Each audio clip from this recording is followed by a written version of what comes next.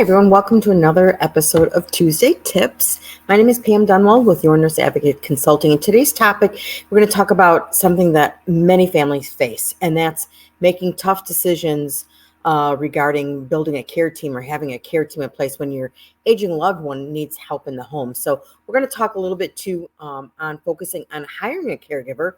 What is your better option, or what are the pros and cons between private caregiving or agency staff caregiving? So we're going to spend a little bit of time on that today with Tuesday Tips. So welcome, everyone. We are glad you are here. And as always, if for some reason you missed an episode, you can't make it, I know it's everybody's busy. We always have the replay, and I will post the replay in 24 to 48 hours. So no worries there. You can always catch it either on our Facebook pages, our social media, Instagram, or you can also catch it on our YouTube channel. So let's go ahead and get started. The first step, as we're thinking about August, we're going to be focusing on new caregivers. And what does that mean? Maybe people that are stepping into assuming some of the care for an aging loved one. It's new to them. They really don't know where to go. So August, that's kind of going to be our theme. And we've got lots of things planned for you. We've got and we'll talk about those things as we go through today's Tuesday Tips. But first and foremost, as a new caregiver, your first role is to, once you notice something is wrong and that you maybe needs to step in, you need to, recognize that there may be a need for a caregiver. The first step in making these tough decisions is recognizing when it's time to bring in professional help. And here's some things that may give you kind of that spidey sense or that feeling that, yeah, maybe we do need to bring in a caregiver. So difficulty with daily tasks. Your loved one is really struggling with just basic activities, bathing, dressing, meal preparation, and that's a good time to say, hey, maybe we need a little bit of help. And it doesn't have to be a lot, maybe just a couple hours a day, a couple of times a week when you start. So it doesn't, doesn't need to be, 24/7 out of the get-go. It might be just a little bit at first. Another thing is you've noticed some memory loss, some forgetfulness, that is disrupting their daily life, such as missing doctor's appointments, not paying bills, getting lost in a familiar place. Those would be indications that it's just not normal aging forgetfulness, that it might be, a little bit, they're going to need a little bit more help. Increased falls. So maybe they're falling more at home. They're having problems with their mobility. They're not getting as around as maybe they're falling, slipping in and out of the shower or the tub or up and down the stairs trying to do laundry. We have a free handout that I think is, I'm going to go ahead and I'm going to put this in the chat. And one of the things that is helpful for this is that we do have a free handout, and it's called 11 Signs Your Aging Parent May Need Help in the Home. So this is a great tool. It's free. We'll drop it in your email box, and it will give you an idea. It goes through 11 signs. Some are a little bit more obvious. Some are a little bit more subtle. So that's a good place to start, knowing when your aging loved one may need some help. So the next step, once you've identified that there's something's going on, the next step is a difficult decision. And that is to have the conversation with your aging loved one. And remember, they know way before you recognize it that they're not as sharp. Things are not as good as they used to be. And they don't like to talk about them. They don't like to bring them up. Some aging adults may go out of their way to kind of hide them or cover up. And that's because they're losing their independence. And as we age, it's kind of like, okay, I give up my independence. Okay, now I'm at the end of the line. And so it raises a lot of emotions with our aging loved ones when we approach them about them needing more help. So the whole thing is approach it with empathy. And by empathy, I mean, put yourself in their shoes. How would you feel if someone told you, you know what, Dad, you're not capable of doing this anymore. Oh, Mom, you can't do this anymore. You can't drive. You can't do this. You can't do that. How would you feel if you've been doing things all your life and someone suddenly said, oh, you're not capable anymore? And I know in the climate that we're in with the current president stepping down, I mean, doesn't matter what side of the aisle you're on. I mean, that had to be an extremely difficult situation to admit that maybe you have some health challenges along with your age and some forgetfulness that you're not able to perform your duties anymore. So it's a very, very sensitive topic. Uh, so it's better to have them get your buy-in. So it's better to have them acknowledge the fact that they do need some help, and to frame it in a way where you're helping them. So what I'm saying is, you know what, Dad, I think we might need a little bit of help in the home, and I know I know you're still capable of doing a lot of things, but I think it's time to help preserve your independence. If we get a little help in the home, that's going to be able to allow you to stay at home, and we won't have to have, those conversations about you maybe having to go somewhere else. So, appease to their keeping and hanging on to their independence. Once they get your buy-in and involve them in the decision-making process, that's the best way to handle the situation. Focus on the benefits, as we were talking about. Focus on how a caregiver might be able to improve the quality of life. And just the bottom line here is just make them an active part of the conversation and the decision-making process. Don't have this conversation by saying you need to do this or it's time to do this. Okay. All right. So those are a couple strategies on having the conversation. Next step is the hiring the caregiver, and that opens up a whole big can of worms, so to speak. What do? Do you hire a private caregiver? Do you hire an agency caregiver? There are pros and cons of both, and we're going to go over some of those. I can't say that there's a right or wrong decision. I have been involved with clients that have used both. I've been involved with some clients that have had both at the same time to cover a 24/7 situation. So I'm not pro or against either one, but there are certainly considerations and risks and things that you have to consider for both. So let's look at the private caregiver. So when you're having a private caregiver, the biggest thing is what are their credentials? What are their experience? Can you check references? Can you do background checks? One of the pros of this is the cost is probably going to be substantially lower than using an agency, but with that, you're assuming a lot of responsibility, added costs. Will there be taxes? What about insurance? What happens if they fall in the wintertime and they get hurt on your property or they get hurt in your house? Who's responsible? Who pays for that? When you have an agency, they're covered by workers' comp, and they have the systems in place to be able to deal with work-related injuries. Are you prepared to be able to deal with that? And I know, and here's my huge caveat. This is my insider tip. I'm gonna sing this song for throughout my career because I have seen it happen over and over and over again. Oh no, Susie won't sue. Susie won't, Susie, I've known Susie for 20 years. Oh, there's no way Susie's going to do this. Let me tell you, when something bad goes down, they will turn on a dime. It's horrible to say, it's horrible to admit, but I've seen it happen over and over and over again. So please don't be so complacent with a private caregiver just because you know them. You still need to maintain boundaries, keep some professionalism there. They're there to do a job. They're there as a care worker, not as your friend. So please be careful with that. I've seen people, been hurt and been taken through, all kinds of processes because they didn't think that the person would ever do something like that. So another thing to think about. We talked about liability risks. We talked about the credentials. Do they carry type of liability insurance? What if they hurt your loved one?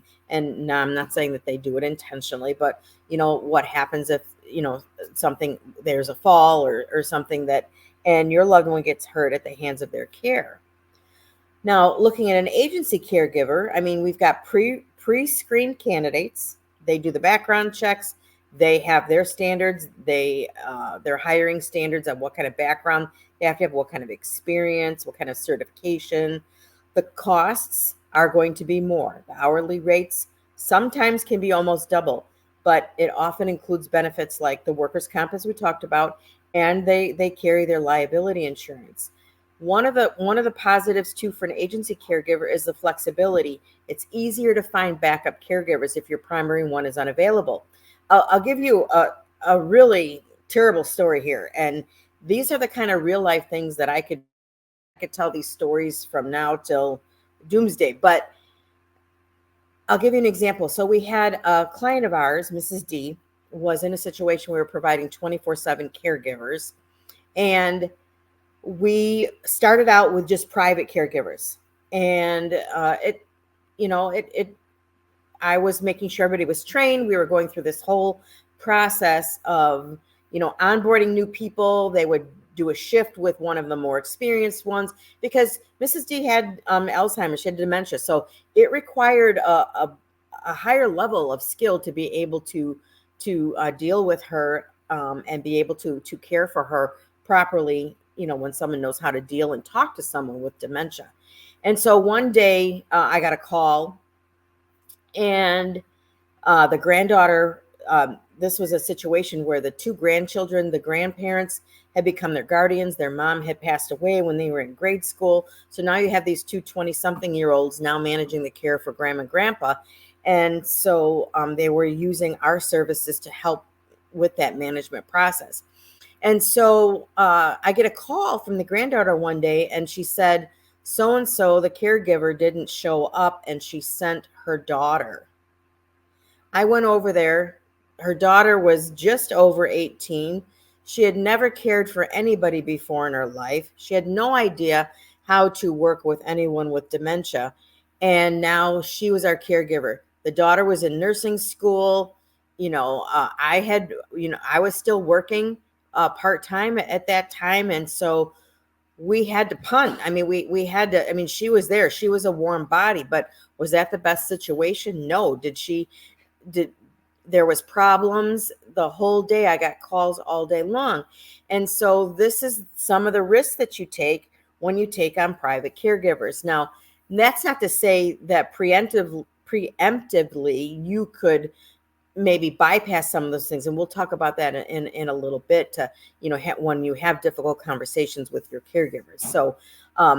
So again, quality standards, someone else is controlling the schedule. If someone calls in sick, they're responsible for sending a substitute. They're responsible for sending someone who's qualified and trained. So that is one of the benefits of having an agency caregiver. So just to sum up the pros and cons, private caregiver, more control over hiring, but there's more administrative work. You're in charge of the schedule. You've got to manage call-ins, all those things. Could be more unknowns and less control over the caregivers. I've seen it time and time again where the families need the caregivers so much. It's the inmates are running the prison.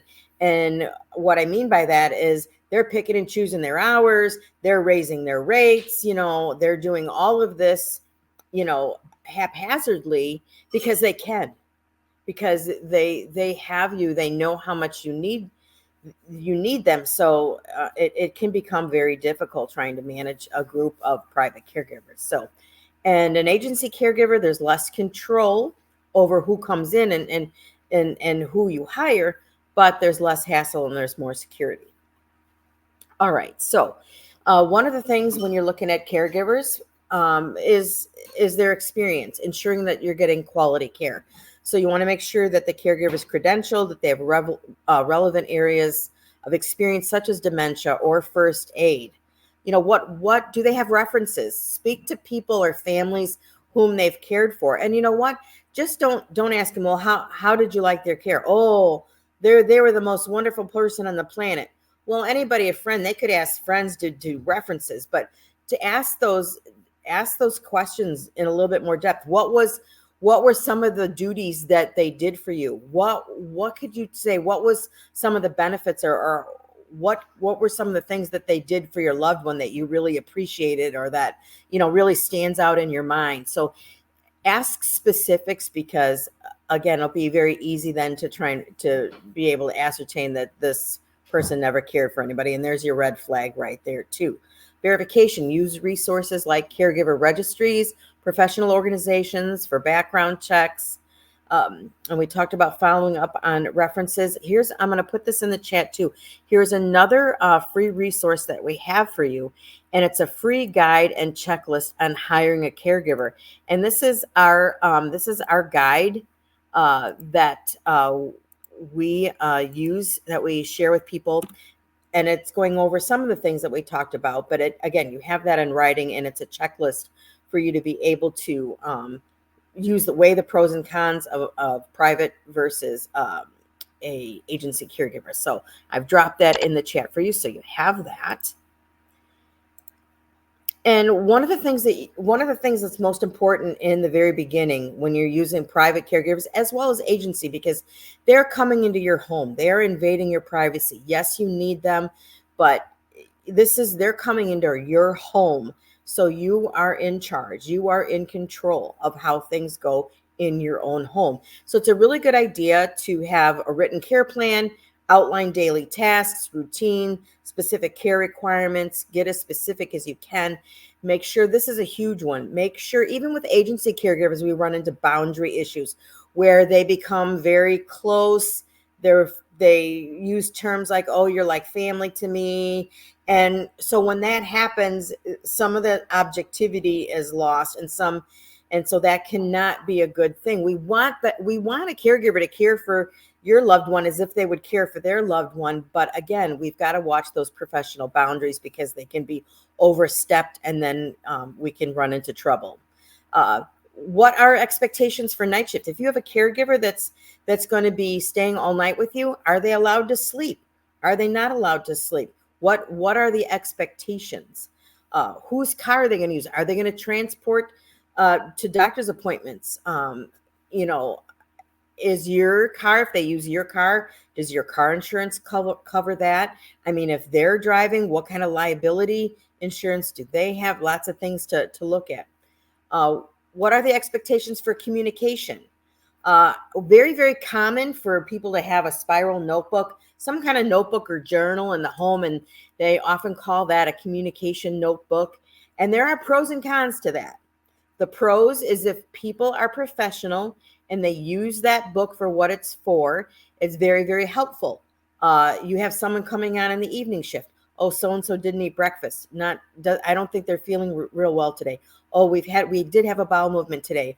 Oh, they've been urinating much more frequently. Keep an eye on it. So those type of things to communicate between shifts and to communicate with, in between caregivers can be very helpful. But here's where it becomes a problem. And here's where you have to set the expectation and maybe have those difficult conversations, because sometimes those communication books turn into how do I want to say it without saying what I want to say? Let's just say it becomes a notebook for complaints. It becomes a venue for people, other caregivers, to talk about other caregivers. So-and-so didn't do your job. I came on today and this wasn't done, and this wasn't done, and this wasn't done. Oh, I did this because I had to do extra work because so-and-so didn't do this. That can become very, very toxic, and you can have a very toxic situation in your home very quickly if some of these things were allowed to continue. So you have to nip that in the bud. One of the things to do to kind of counteract that is to maybe consider some extracurricular or some team building activities, maybe a potluck once a month at the house where people can come together, share a meal, get to know each other as a person, build that camaraderie, and then develop a better working relationship. So some things like that to try and head off some of that can go a long way. We talked about setting boundaries, open communication, caregiver contracts. And what about confidentiality clauses? If you have a caregiver, a private caregiver that hasn't gone through HIPAA training or privacy training, are they going out in the community and talking about your loved one and what they're doing and what's going on in your house? I mean, where are those boundaries as far as confidentiality? So you want to make sure that that's clear. Feedback, encourage your loved one and your family members to voice preferences and concerns. This was one of the issues that we had with another client, is the spouse was not happy with all these people in the house. The spouse knew that we had to have these caregivers there, but the spouse felt that the privacy was being invaded, and he didn't feel that he had any alone time with his spouse. So a lot of things to talk about as far as boundaries. Can they be, in the other room, maybe, during a break, or you give them 30 minutes so they can go in the other room, they can be on their phone, have a lunch break or whatever, and give some alone time, but that you're within earshot if someone needs you. So just talk about these types of things. So navigating tough conversations. We talked about some things, some team building, some things to build camaraderie, to get them to know each other and like each other and trust each other. And then, maybe regular meetings, Zoom meetings, check-in calls, just to get everybody's opinion on how things are going, build relationships, how, what can you do to make their job easier, or what can they do for you, to make things go better. So you can have these conversations.